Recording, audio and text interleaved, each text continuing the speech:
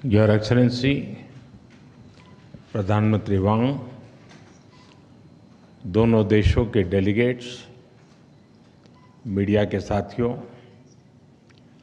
नमस्कार। पदभार संभालने के बाद प्रधानमंत्री वांग की पहली भारत यात्रा पर मैं उनका हार्दिक स्वागत करता हूं। यह यात्रा और भी विशेष है क्योंकि इस वर्ष हम अपने संबंधों की 60वीं वर्षगांठ मना रहे हैं। फ्रेंड्स, पिछले साल मेरी सिंगापुर यात्रा के दौरान हमने अपने संबंधों को कॉम्प्रिहेंसिव स्ट्रेटेजिक पार्टनरशिप का दर्जा दिया था। इस एक वर्ष में हमारे संवाद और सहयोग में गति और गहराई आई है। आज साउथ ईस्ट एशिया क्षेत्र में सिंगापुर हमारा सबसे बड़ा ट्रेड पार्टनर है। सिंगापुर से भारत में बड़े स्तर पर निवेश हुआ है।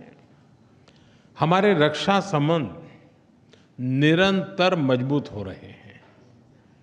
पीपल टू पीपल संबंध गहरे और जीवंत है।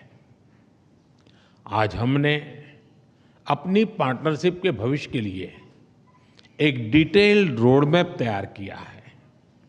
हमारा सहयोग केवल पारंपरिक क्षेत्रों तक सीमित नहीं रहेगा। बदलते समय के अनुरूप advance manufacturing, green shipping, skilling, civil nuclear और अर्बन वाटर मैनेजमेंट जैसे क्षेत्र भी हमारे सहयोग के केंद्र बिंदु बनेंगे। हमने निर्णय लिया है कि आपसी व्यापार को गति देने के लिए द्विपक्षीय कॉम्प्रिहेंसिव इकोनॉमिक कोऑपरेशन एग्रीमेंट और आसियान के हमारे फ्री ट्रेड एग्रीमेंट का समयबद्ध तरीके से रिव्यू किया जाएगा। भारत और सिंगापुर के रिश्तों में हमारे राज्य भी अहम हिस्सेदार होंगे। जनवरी में जब राष्ट्रपति थरमन भारत यात्रा पर आए थे तो वे ओडिशा भी गए थे। पिछले एक साल में ओडिशा, तेलंगाना, आसाम और आंध्र प्रदेश के मुख्यमंत्री सिंगापुर जा चुके हैं। गुजरात का गिफ्ट सिटी हमारे स्टॉक मार्केट को जोड़ने का एक और नया सेतु बना है। फ्रेंड, पिछले साल हुए सेमीकंडक्टर इकोसिस्टम पार्टनरशिप समझौते ने रिसर्च और डेवलपमेंट को भी नई दिशा दी है। सेमिकॉन इंडिया कॉन्फ्रेंस में सिंगापुर की कंपनियों उनका बढ़ चढ़ करके हिस्सा लेना ये अपने आप में बहुत बड़ी बात थी। चेन्नई में सिंगापुर का एक national centre of excellence for skilling स्थापित करने में सहयोग देगा।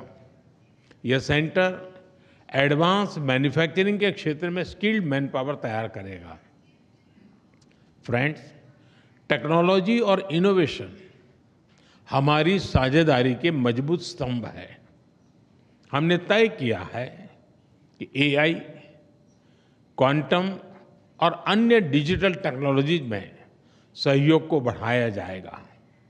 आज स्पेस सेक्टर में हुए समझौते से अंतरिक्ष विज्ञान क्षेत्र सहयोग में एक नया अध्याय जुड़ रहा है। हमने निर्णय लिया है कि हमारे युवाओं को उनके टैलेंट को जोड़ने के लिए इस साल के अंत में इंडिया सिंगापुर हैकाथॉन का अगला राउंड किया जाएगा। यूपीआई और पे नाउ हमारे डिजिटल कनेक्टिविटी के सफल उदाहरण हैं और ये प्रसन्नता का विषय है कि इसमें 13 नए भारतीय बैंक जुड़े हैं। आज green and digital shipping corridors के लिए हुए समझौते से मैरीटाइम सेक्टर में ग्रीन फ्यूल सप्लाई चेन और डिजिटल पोर्ट क्लियरेंस को बल मिलेगा। भारत अपने पोर्ट इंफ्रास्ट्रक्चर के विकास में तेजी से काम कर रहा है। इसमें सिंगापुर का अनुभव अत्यंत उपयोगी है।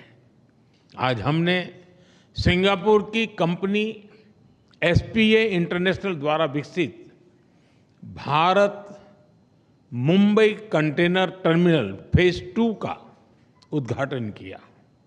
यह हमारे कंटेनर हैंडलिंग की क्षमता को और बढ़ाएगा। फ्रेंड्स, सिंगापुर हमारी एक्ट ईस्ट पॉलिसी का एक महत्वपूर्ण स्तंभ है। हम आसियान के साथ सहयोग और इंडो पैसिफिक क्षेत्र में शांति और स्थिरता के जॉइंट विजन को आगे बढ़ाने के लिए मिलकर काम करते रहेंगे। आतंकवाद को लेकर हमारी समान चिंताएं हैं। हम मानते हैं कि आतंकवाद के खिलाफ एकजुटता से लड़ना सभी मानवतावादी देशों का कर्तव्य है।